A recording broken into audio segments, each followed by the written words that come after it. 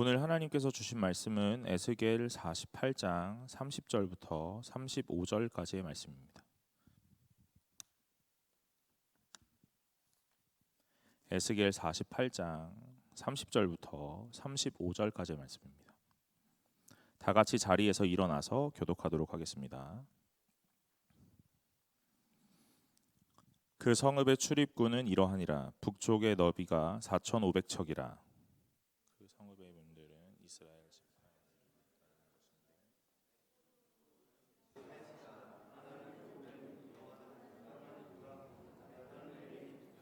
동쪽의 너비는 4,500척이니 또한 문이 셋이라. 하나는 요셉 문이요 하나는 베냐민 문이요 하나는 단 문이며 남쪽의 너비는 4,500척이니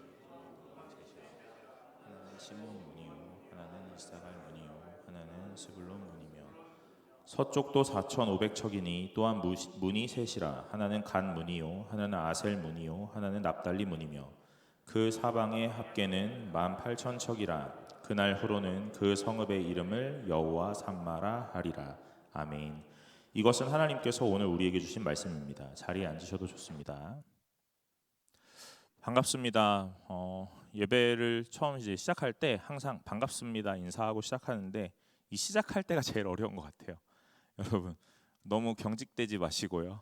오늘 이 예배 가운데서 오늘 좀 즐겁게 참여하시면 좋겠다는 생각이 듭니다. 여러분 에스겔 성경 읽어보신 분 계세요? 계세요? 안 계세요? 에스겔 있다고 자기 읽어봤다고 이렇게 계속 손을 드는데 에스겔 뭐 기억나는 거 있어요? 에스겔 읽을 때 기억나는 내용. 뼈요, 뼈. 무슨 뼈요? 마른 뼈. 네, 맞아요. 에스겔 37장에 마른 뼈가 오늘 하나님의 그 성령의 바람 따라 다시 일어나는 일들 일어났죠. 오늘 우리가 에스겔 그러면 보통 요 정도 기억나요. 네, 다른 거 기억 안 납니다. 그래서 오늘 본문을 이제 정해야 되잖아요. 제가 이제 말씀을 계속 시리즈로 엘샤다이 하면서 오늘 전능하신 하나님 그리고 뭐 여호와 이레 뭐 라파 뭐 이런 거 다 준비하면서 오늘 여호와 삼마 할 차례거든요. 말씀을 준비를 하는데 여호와 삼마 에스겔 48장에 나와요. 48장을 딱 읽었는데 제가 읽으면서 이런 의문이 드는 거죠. 그 성읍의 출입구는 이러하니라. 북쪽의 너비가 4,500척이라. 뭐 동쪽, 남쪽, 서쪽 4,500척이라 하고 뭐 동쪽에 누가 있었더라. 뭐 서쪽에 누가 있었더라. 뭐 이런 내용인데 그리고 나서 35절에 그 사방의 합계는 18,000척이라. 그날 후로 그 성읍의 이름을 여호와 삼마라 하리라. 딱 그랬는데 제가 큰일 났네. 이걸로 어떻게 설교하지? 라는 생각이 드는 거예요. 그래서 사실 다른 본문을 선택하려고 했거든요. 네, 그래서 리더 모임도 다른 본문 들고 가서 리더 모임을 했어요. 네. 근데 그 리더 모임에서 이제 제가 뭐 얘기하다가 제가 이런 얘기를 했습니다. 저는 어떤 성경 한 권을 정하고 이렇게 차례대로 가는 거 좋아한다 그랬어요.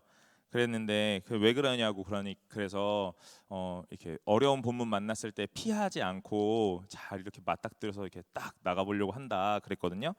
그랬는데 그 어떤 리더가 저한테 그럼 이번에도 48장 하세요 그러는 거예요. 그래서 저한테 네 이렇게 삐약삐약 약간 이런 그리고 나서 며칠을 고민했거든요 또. 네, 그래서 에스겔 48장 가지고 왔습니다.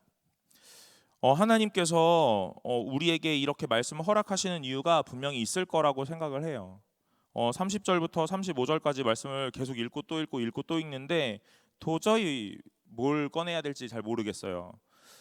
여호와 삼마 오늘 여호와께서 거기 계시니라 거기 계시더라 함께 하시더라 이런 의미인데 오늘 이 30절부터 35절까지 읽으면서 이 내용이 하나님이 여기 함께 하시는 것과 무슨 상관이지? 라는 생각이 막 해소가 안 되는 거예요. 다른 거는 그래도 잘 해소를 했다고 생각을 했는데 이 여호와 삼마는 해결이 안 됩니다. 그래서 또 막 이 불현듯 막 또 떠오르는 마음이 있잖아요. 그래 다른 본문 해도 괜찮지. 여호와 삼마만 잘 해결하면 되니까. 그래서 또 다른 본문을 막 이렇게 막 이렇게 들었다 놨다 해요. 근데 마음이 계속 불편하더라고요. 그래서 여러분 제가 기도하고 48장 30절부터 35절을 가지고 오늘 말씀 같이 나눌 건데, 저랑 여러분 헤매지 않고 오늘 하나님을 이 본문 안에서 잘 발견하시는 은혜가 있으시기를 소망합니다. 에스겔은요 48장까지 되어 있는데요, 40장부터 하나님이 이 에스겔을 통하여 보여주시는 환상이 나타나요. 여러분, 이 에스겔은 이미 포로로 잡혀간 지 시간들이 많이 지난 시기에 기록되었습니다. 그래서 이 40장, 여러분들 나중에 뭐 셀 모임을 하시든 개인적으로 묵상하실 때 에스겔 40장을 한번 읽어보시면 아주 좋을 것 같은데, 40장에 이렇게 말씀을 시작해요. 제가 한번 읽어볼게요. 우리가 사로잡힌 지 25째 해 성이 함락된 후 14째 해 첫째 달에 첫째 달 열째 날에 곧 그날에 여호와의 권능이 내게 임하여 나를 데리고 이스라엘 땅으로 가시되, 그런단 말이에요. 여러분, 환상을 보았다 이 말이에요. 그런데 어떤 환상을 보았냐면요, 하나님의 권능이 에스겔에게 임하고 그 에스겔에게 임한 권능을 따라 하나님께서 이 이스라엘 땅을 보여주시는 환상이 일어납니다. 오늘 그 환상은 언제 일어났냐면요, 사로잡힌 지 25째 25년째 되는 해에, 그리고 성이 함락된 지, 오늘 그 예루살렘 성이 함락된 지 14째 해 첫째 달 열째 날에 라고 말해요. 여러분, 소망이 있을까요? 에스겔이 이미 포로로 잡혀간 지 25년이 지났대요. 25일째가 아니고 뭐 25개월째도 아니고요, 25년이 지났대요. 소망이 있을까라는 생각을 해봅니다. 소망 없죠. 잡혀가고 뭐 한 달, 뭐 하루, 열흘, 한 달, 1년 지나면 우리가 이젠 좀 끝나지 않을까라는 생각 하지 않을까요? 여러분, 저는 아마 그럴 거라고 생각합니다. 그런데 끝나지 않는 거예요. 언제 끝날지도 모르고 기약 없는 이 포로 생활이 언제 마무리될지도 모르는 상황인 거죠. 그러니까 소망이라는 게 없는 거죠. 처음은 소망을 품을 수 있어요. 왜냐하면 언젠가 풀어질 거야, 언젠가 자유를 얻게 될 거야, 해방될 거야 라고 생각했으니까요. 그런데 그렇지 못한 거예요. 그냥 계속 이 포로 생활을 계속 이어가는 겁니다. 시간이 1년 1년 흘러가고 10년이 지나고 15년 20년이 지나요. 여러분, 우리 청년부 중에 25살 미만 있죠. 20살부터 24살 정도까지. 그 친구들은 그 포로 생활하면서 태어나서 거기서 그냥 자라는 사람들이라는 거죠. 그러니까 그 사람들은 이전에 어떤 생활을 했는지도 잘 모를 거고, 그냥 들어왔고 구전으로 전설 따라, 이야기 따라 들려왔던 내용들이 자기의 귓가에 들려지기는 하는 거예요. 그러니 실제는 아니죠. 또 실제라고 하더라도 오늘 그 사람들은 어떤 사람들이냐면 이미 포로 생활에 물들 대로 물들었고 찌들 대로 찌든 사람들. 예전에 그래 썼었지, 이제 과거의 과거형이 되는 거예요. 예전엔 그랬었는데가 아니라 그래 썼었지, 썼었었었지, 그래 썼었었었지 이러면서요. 이게 내일처럼 이제 느껴지지가 않는 겁니다. 시간이 너무 많이 흘러갔기 때문에 그래요. 에스겔은 25년째 이 포로 생활을 하고 있고요, 예루살렘 성이 함락되었던 걸 눈으로 본 지 벌써 14째 해가 지났다는 거예요. 14년이 지났다는 겁니다. 소망이 없어요. 그 소망 없는 과정에서 가운데 오늘 하나님이 자기에게 임하는 거예요. 에스겔에게 하나님이 임하실 때 에스겔은 아마 이런 얘기를 할 수도 있었지 않았을까라는 생각을 해봅니다. 여러분, 성경은 모든 걸 다 기록하지 않죠. 낱낱이 기록하지 않았어요. 그러니까 오늘 이 상황 속에서 에스겔이 하나님 앞에 뭐라고 말했을까 하는 것도 생각해 보는 거예요. 오늘 에스겔이 하나님 앞에 뭐라고 말했을까? 하나님, 언제 끝납니까? 하고 묻지 않았을까요? 하나님, 이거 끝나기는 합니까? 이렇게 해요. 근데 하나님이 이 에스겔을 데리고 어디로 가냐면 이스라엘 땅을 보여주러 간다는 거죠. 뭐가 보였을까요? 눈앞에 황폐해진 땅, 포로되고 오늘 다른 나라의 통치를 받고 있는 그 땅 보여줬을 것 같습니다. 그런데 여러분, 40장 이후부터요 어떤 내용이 나오냐면 아마 성경책 소제목들이 이제 비슷할 것 같은데요, 소제목들을 보면 뭐 동쪽을 향한 문, 바깥들 북쪽을 향한 문, 남쪽을 향한 문, 안쪽 남쪽 문, 그다음에 안뜰 동쪽 문, 안뜰 북쪽 문, 안뜰 북쪽 문의 부속 건물들 하면서 뭐 성소와 지성소 골방들이 나타나고 뭐 나무 제단과 성전의 문들 뭐 나타나고 오늘 쭉 이렇게 계속 오늘 하나님께서 이스라엘 땅을 보여주시는 거예요. 여러분 보여주신다고 하니까 어떤 느낌이에요? 분명히 다 함락되고 다 사로잡혔던 땅이었는데 환상으로 볼 때는 뭔가 멀쩡한 것처럼 보여지는 거죠. 여러분 에스겔이 와 뭔가 이제 되려나 봐 라는 생각했을 것 같으세요? 아니요, 저는 안 그랬을 것 같아요. 왜 나한테 이런 거 보여주지? 약간 희망 고문 같은 건가? 더 마음이 아프고 더 마음이 막 찢어질 것 같아요. 현실이라는 걸 어떤지 뻔히 아는데 하나님 계속 환상으로 보여주시는 거예요. 너무 멋진 성전을 보여주시고 이스라엘 성읍에 대한 부분들을 보여주십니다. 동쪽의 문이 어디에 있으며 서쪽의 문이 어디에 있으며 오늘 이런 것들 막 보여주시죠. 땅의 경계, 오늘 그 땅이 어디에 있다 하는 것들, 이스라엘 땅이 어디까지다 하는 것들 또 보여주시는 거예요. 무슨 의미일까라는 생각을 해보죠. 그런데 여러분 이 40장에 시작할 때요, 요게 좀 중요한 것 같아요. 뭐냐면요, 우리가 사로잡힌 지 25째 해 성이 함락된 후 14째 해 첫째 달 10째 날에 곧 그날에 여호와의 권능이 내게 임하여 나를 데리고 이스라엘 땅으로 가시되 그럽니다. 그러면서 2절에 이렇게 말씀하세요. 하나님의 이상 중에 나를 데리고 이스라엘 땅에 이르러 나를 매우 높은 산 위에 내려놓으시는데 거기에서 남으로 향하여 성읍 형상 같은 것이 있더라 그러는 거예요. 그러니까 이 에스겔이 보는 건요, 성읍입니다. 성읍, 도시예요. 제가 말씀을 묵상하면서 사실 어디에 포인트가 있는지 사실 찾지 못했었거든요. 그런데 여기서 포인트를 좀 찾아보았어요. 우리가 읽은 본문 48장 35절에요. 그 사방의 합계는 18,000척이라 그날 후로는 그 성읍의 이름을 여호와 삼마라 하리라 그랬어요. 그러니까 이 환상이 보여지는데 환상이 어떤 환상이냐면요, 이스라엘 성읍을 보여주는 거예요. 이 정확한 경계 안에 있는 한 도시, 그것들을 보여주고 있는 겁니다. 이스라엘 예루살렘아 너희들이 여기서 살게 될 것이야. 오늘 이것들 보여주는 거예요. 지금 너의 상황은 포로지만 지금 너는 누군가에 사로잡혀 있고 오늘 예루살렘 성은 다 함락됐지만 오늘 내가 너에게 보여줄 이 땅에서 너는 살게 될 거야 라는 걸 보여주는 겁니다. 성읍을 보여주세요.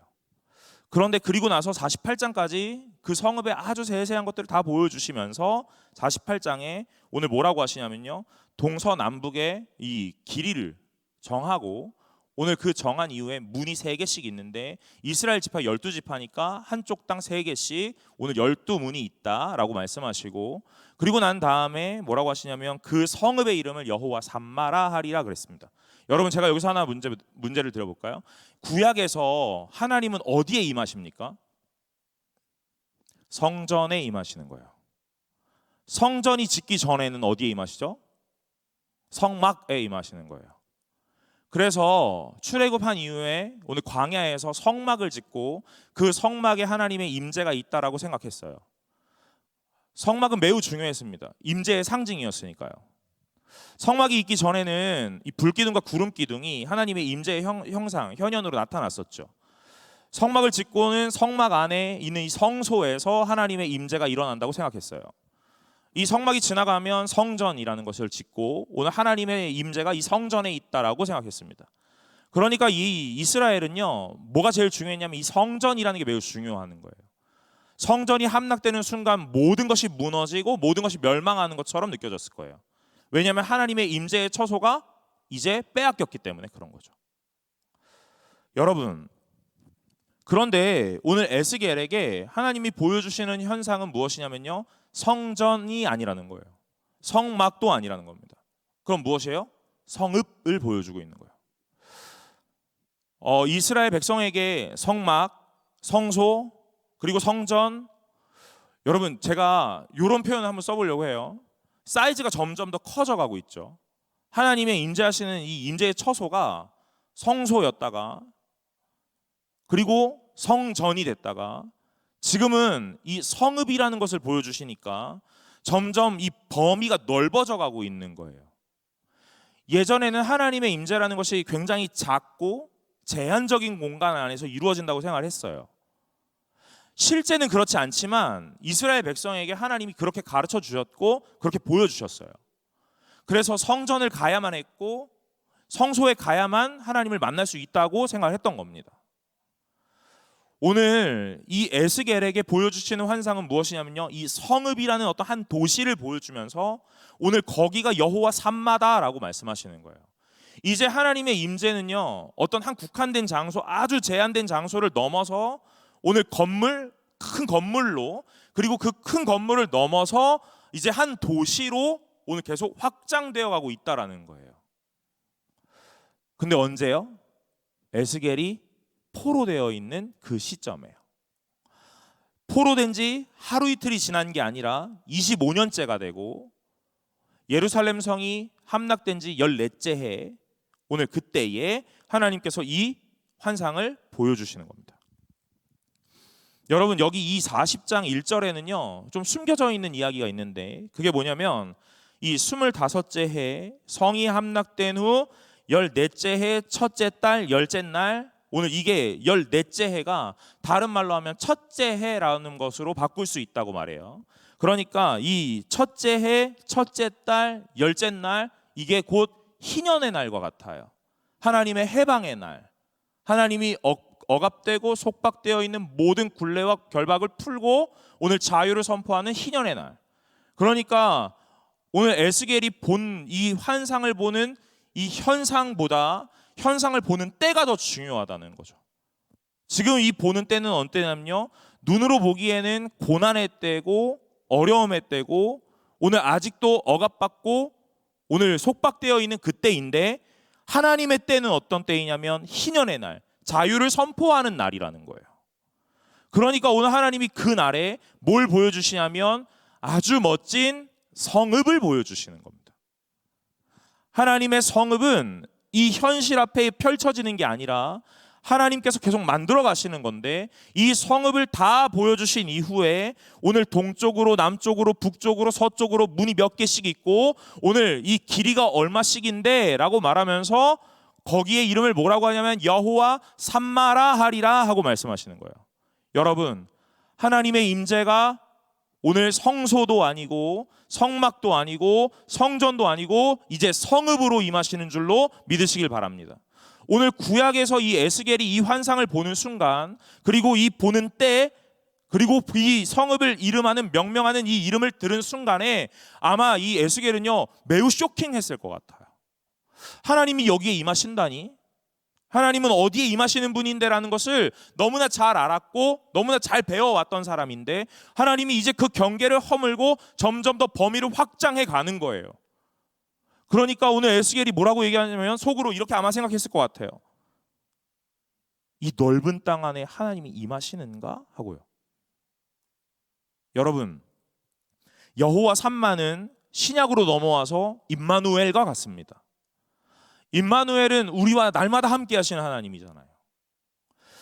하나님이 예전에 구약에서는 어느 지정된 장소, 지정된 공간 안에 오늘 그때에 임하신다고 생각을 했는데, 점점 더 범위를 확장해서 성읍이라는 것으로 더 넓은 범위 안에 임하신다고 말을 하는 거예요. 지금 우리는 하나님 날마다 나와 함께 하세요 그랬어요. 여러분, 제가 지난주에 여호와 니시 설교하면서 하나님은 승리를 주십니다. 근데 그 승리가 오늘 전쟁을 이기거나 고난의 문제에서 해결받고 성공하는 것이 승리라고 말하는 것을 넘어서 아니라고 그러는 게 아니에요. 여러분, 그게 승리가 아니라고 말하는 게 아닙니다. 그걸 넘어서 오늘 하나님과 나 사이의 관계의 거리를 좁혀나가는 것. 그래서 모세는 여호수아가 이 땅에서 전쟁을 벌일 때 조금이라도 하나님과의 거리를 좁히기 위하여 산으로 올라가고 손을 들고 그 손이 지팡이를 뻗어서 하나님과 나 사이의 관계의 거리를 좁혀내려고 애쓰고 있는 이 상황을 말하면서 이걸 여호와께서 주시는 승리라, 거리를 좁히는 걸 승리라 그랬어요. 그러면서 제가 뭐라고 했냐면요, 여러분, 오늘 하나님과 나 사이의 관계의 거리를 좀 좁혀가시길 바랍니다 이렇게 말했거든요. 그랬는데 어떤 청년이 이렇게 말했대요. 하나님 내 안에 있는데 그랬다는 거예요. 제가 말씀 준비하면서 그 생각까지 못했거든요. 저보다 믿음이 더 좋은가 봐요. 저는 하나님과 나 사이의 거리를 좁혀야지. 그치? 하나님이 내가 손을 뻗으면 닿을 수 있는 그 공간에 계시니까 오늘 내가 손을 날마다 뻗을 수 있는 그 공간으로 갈 수 있도록 내가 거리를 계속 좁혀 나가야지 라는 생각을 했다는 거예요. 그래서 제가 유명한 학자가 있다 했잖아요. 에드워드 홀이라는 사람. 여러분 다 기억나죠? 거리의 이 관계 심리학이 있다 했죠. 45cm 안에 45cm 안에 하나님 들어와 있어야 되는 거예요. 여긴 누구밖에 못 들어온다고요? 내 배우자, 가족, 자녀 정도밖에 못 들어오는 거리라고. 오늘 이 거리가 매우 중요한데 이 거리를 좁혀야 돼라고 얘기했는데 어떤 한 청년이 하나님 내 안에 있다는 거예요. 내 안에 하나님이 있는데 어떻게 거리를 더 좁히지? 대단하죠, 여러분. 우리 청년부가 이 정도인 거예요. 대단합니다. 오늘 제가 이렇게 또 얘기하는 거예요. 여호와 삼마, 하나님이 거기 임하신다. 오늘 우리는 신약 시대에 살고 있고 오늘 다시 오실 예수 그리스도를 기다리는 이때에 우리에게 하나님이 임하시는 것은요, 이 마음 안에 있다, 내주하시는 성령이 있다, 맞습니다. 이걸 틀렸다 말하는 게 아니에요.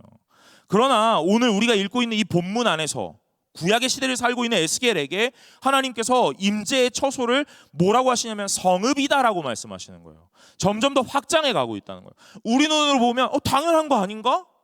라고 생각하죠. 왜요? 우리는 이 땅을 살고 있고 지금 이 시대를 살고 있으니까요. 당연한 거 아니야? 근데 에스겔에겐 당연하지 않다는 거예요. 왜요? 에스겔은 구약을 살고 있으니까요. 하나님의 현현을 눈으로 보지 못하는 그때를 살고 있어요. 여러분, 오늘 그때를 살고 있는 에스겔에게 하나님이 임하셔서 말씀하시는데 오늘 눈으로 환상을 보게 하시는데 무엇을 보게 하시냐면 멋진 나라와 멋진 도시를 있다라는 게 아니라 오늘 이 넓은 도시 안에 하나님이 임재가 있다, 이걸 보여주는 거예요. 그러니 어디를 다녀도 하나님이 있다라는 거잖아요. 예전에는 성막 안에만 있었거든요. 성소에만 있었거든요. 성전에 가야만 하나님 만날 수 있었거든요. 오늘 그게 에스겔이 알고 있던 하나님이었거든요. 근데 하나님이 자신이 직접 나타나셔서 오늘 우리에게 환상을 보여주시면서 뭐라고 하냐면 이 성읍에 내가 있다 그러는 거예요. 여러분, 오늘 그것이 은혜인 줄로 믿으시길 바랍니다. 어디를 가야만 만날 수 있었어요. 어디 안에 제한된 장소 안에 제한된 때에만 만날 수 있었어요. 그래서 그때가 아니면 못 만나는 거예요. 너무 불편하잖아요. 그런데 하나님이 이제는 거기가 아니라 더 넓은 곳에 너희가 어디를 가더라도 이 경계 안에 오늘 내가 있다, 이렇게 얘기하는 거예요. 구약을 넘어 신약을 넘어오면요, 예수 그리스도를 우리에게 보내시면서 예수 그리스도가 십자가 지시고 부활하시고 승천하신 이후에 보혜사 성령을 우리에게 다시 보내시면서 이제는 네가 어디를 가든 하나님을 만나는 게 아니라 네 안에 내주하는 하나님이 있다 하는 걸 우리에게 보여주는 거라고요. 여러분, 그것이 은혜인 줄로 믿으시기를 간절히 소망합니다. 오늘 이 땅을 살아가고 있는 우리에게 여호와 삼마가 오늘 우리의 은혜로 다가와야 된다는 거예요. 그런데 여호와 삼마가 뭐 그게 중요합니까? 왜요? 크게 와닿지 않는 거예요. 무엇 때문에 그렇습니까? 현실이 달라지지 않기 때문에 그런 거죠. 오늘 에스겔 48장을 묵상하면서 처음에 이걸로 뭘 설교를 하면 좋을까? 문이 셋이라는데 이 셋은 뭐지? 뭐 사방의 합계는 18,000척이라는데 그게 무슨 의미이지? 어려웠어요. 그래서 대안으로 다른 본문을 하나 정했던 게 다니엘 3장입니다. 다니엘 3장에는요, 이 느부갓네살 왕이 자신에게 절하는 것을 조서로 내리는 때예요. 네. 그리고 이걸 어기면요, 이 풀무불에다가 집어 던져라 하고 말하거든요. 다니엘의 세 친구가 누굽니까, 여러분? 다니엘의 세 친구, 사드락과 메삭과 아벳느고. 이 다니엘의 세 친구가 오늘 하나님 앞에 이 절하는 걸 포기하지 못해요. 하나님을 섬기고 하나님 앞에 경배하는 걸 포기하지 못합니다. 그래서 오늘 이 느부갓네살 왕이 내린 조서를 어기게 돼요. 사람들이 이 모든 것들을 고발하죠. 왕이요, 오늘 이 사드락과 메삭과 아벳느고가 오늘 당신에게 절 안 하고 하나님 섬기고 있어요. 오늘 이 조서를 내렸기 때문에 이 왕은 이 모든 것들을 수행해야 됩니다. 그래서 이 친구들 불러다가 오늘 풀무불에다가 던지는 거예요. 그런데 이 느부갓네살 왕이 이 세 친구에게 묻습니다. 진짜 이렇게 할 것이냐 하고요.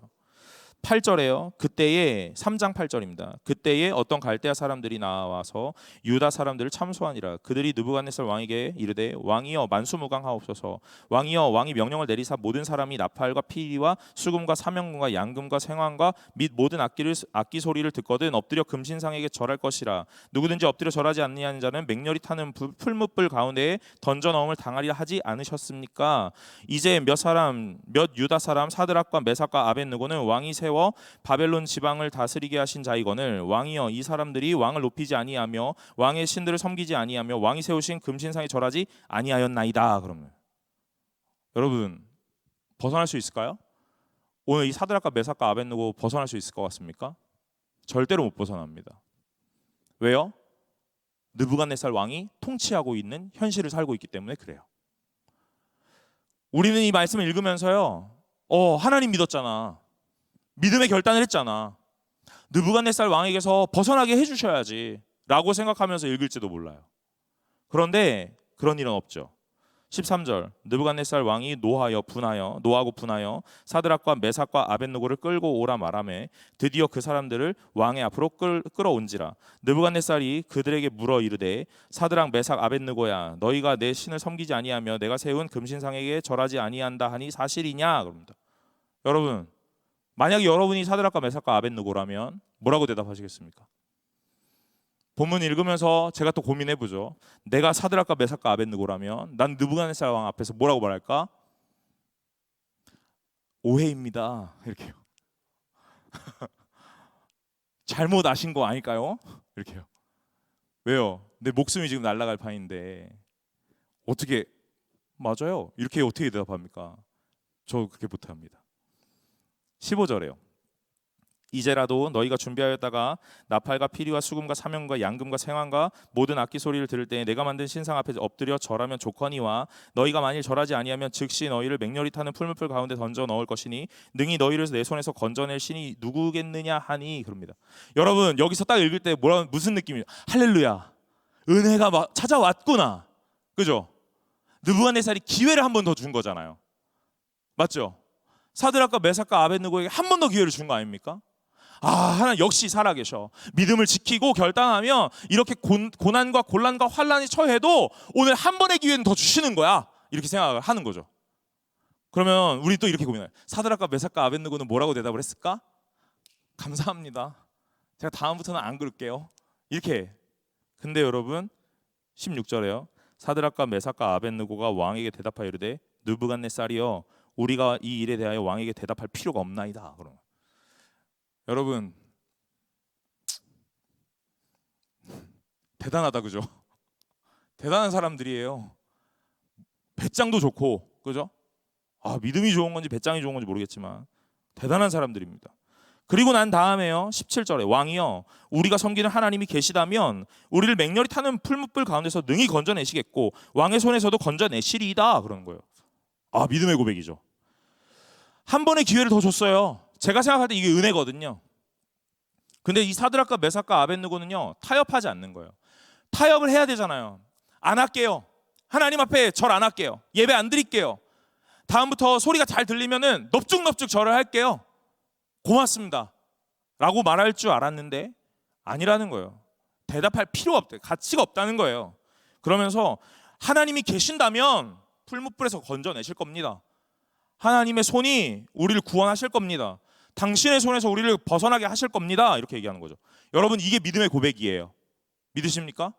여러분들도 이런 고백을 할 수 있게 되기를 바랍니다. 근데 이 다음이 더 중요해요. 여러분 진짜 믿음은요 여기까지가 아닙니다. 이 다음까지 가야 돼요. 18절 그렇게 하지 아니하실지라도 왕이여 우리가 왕의 신들을 섬기지도 아니하고 왕이 세우신 금신상에도 절하지 아니할 줄을 아옵소서. 그러는 거예요. 여러분 하나님 믿으면요 고난 속에서 건지시는 하나님이죠. 그게 하나님이세요. 어려움에 처하면 헤쳐나갈 길을 주시는 게 하나님이세요. 대안을 마련하고 오늘 우리를 이 고난과 환란의 이 담장을 뚫고 갈 수 있도록 오늘 열어주시는 분이 하나님이시라는 거예요. 틀렸다고 말하는 게 아닙니다. 그러나 오늘 우리가 믿음으로 하는 결단이라면 오늘 우리는 한 가지 더 말을 해야 돼요. 무엇입니까? 그렇지 않을지라도입니다.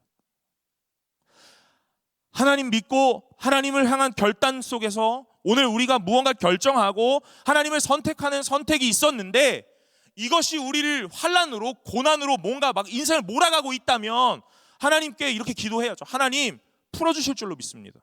하나님이 오늘 이것도 해결하실 줄로 믿습니다.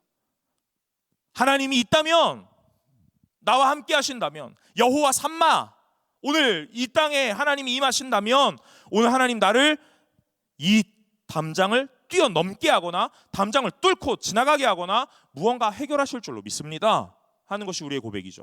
그런데 여러분, 믿음의 진짜 믿음의 고백은요, 오늘 그 다음 한마디를 더 붙여야 된다는 거예요. 그게 뭐예요? 그렇지 않으셔도요. 하나님, 이 고난 속에서 그렇지 않으셔도요, 하나님이 나와 함께 하실 줄로 믿습니다. 이 고난이 하나님이 나를 버려서 내가 유기되었다거나, 하나님 이 고난이라는 현실이 하나님이 나를 모른 채 하는 오늘 하나님의 부재를 경험한다거나 그런 게 아니라는 걸 믿습니다. 이 고난이라는 것이 하나님을 더 볼 수 있게 하는 나의 믿음의 성장의 발판이 될 것이고 오늘 하나님을 붙잡는 시간이 될 것입니다. 그러니 그리 아니하실지라도 하나님, 나는 주를 믿습니다. 여러분, 믿음의 고백은 여기까지 가셔야 합니다. 오늘 이것이 쉽지 않다는 것이 분명하고 오늘 이것을 강요한다고 해서 되는 것도 아님을 알아요. 그러나 오늘 여호와 삼마라는 것이 무엇이며 믿음의 고백과 기도라는 것이 무엇인지가 우리를 정확하게 알지 못하면 매 순간 고난을 만날 때마다 우리는 이렇게 생각하는 거예요. 하나님 날 버렸구나. 하나님 나와 함께하지 않는구나. 하나님 멀리 있구나. 이렇게 생각하는 거예요. 그러나 여러분, 그렇지 않습니다. 하나님은요, 계속해서 범위를 확장하고 계시는 거예요. 그래서 어디까지요? 마지막에 내 안으로요. 이제 범위를 확장할 수가 없으니까 이제 내가 네 안에 내주하겠다, 내가 너 안에 거하겠다, 이렇게 말씀하시는 거예요. 그래서 네가 밟는 어느 곳이든 나와 함께하는 곳, 네가 가는 어느 곳이든 나와 동행하는 곳, 네가 있는 그곳이라면 내가 날마다 있는 곳, 그곳이 되게 해주겠다 하고 말씀하시는 게 임마누엘이죠. 여호와 삼마가 그런 겁니다. 그리 아니하실지라도 그러죠.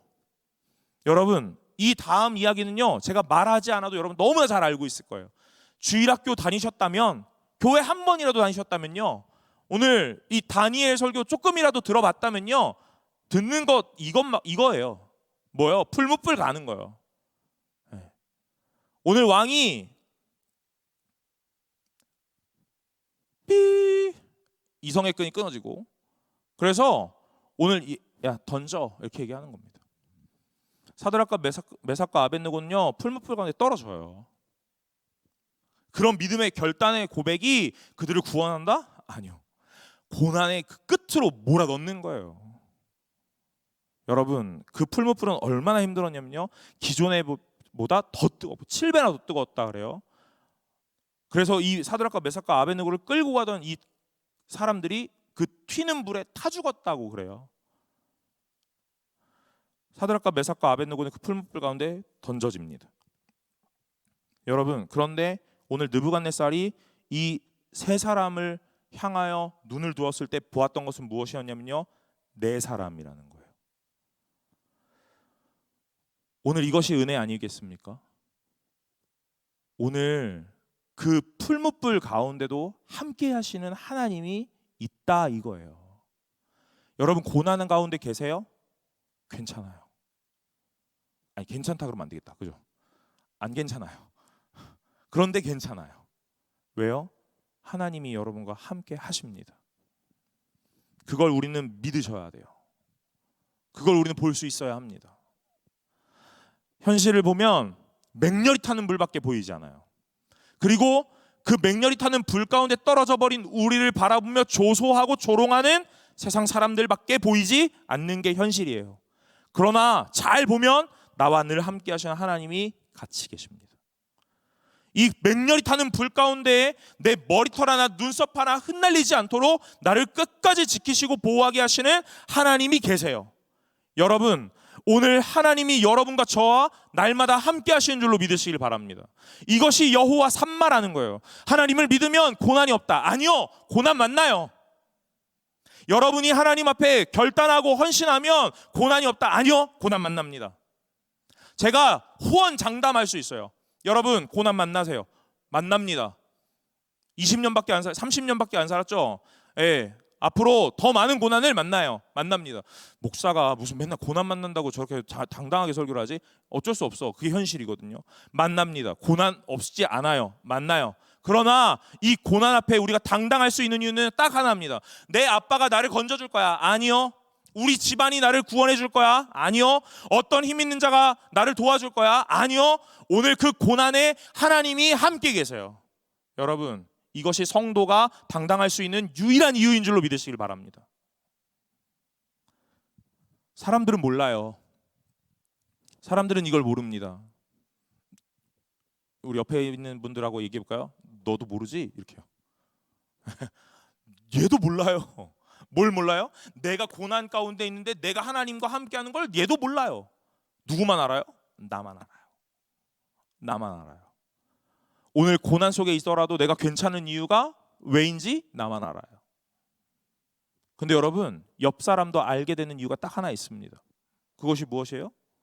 쟤는 고난 중에 있는데 왜 맨날 저렇게 기도하지? 믿음이라는 것이 행위로 나타날 때요. 여러분, 무너져버린 무릎이 여러분의 인생에 있습니까?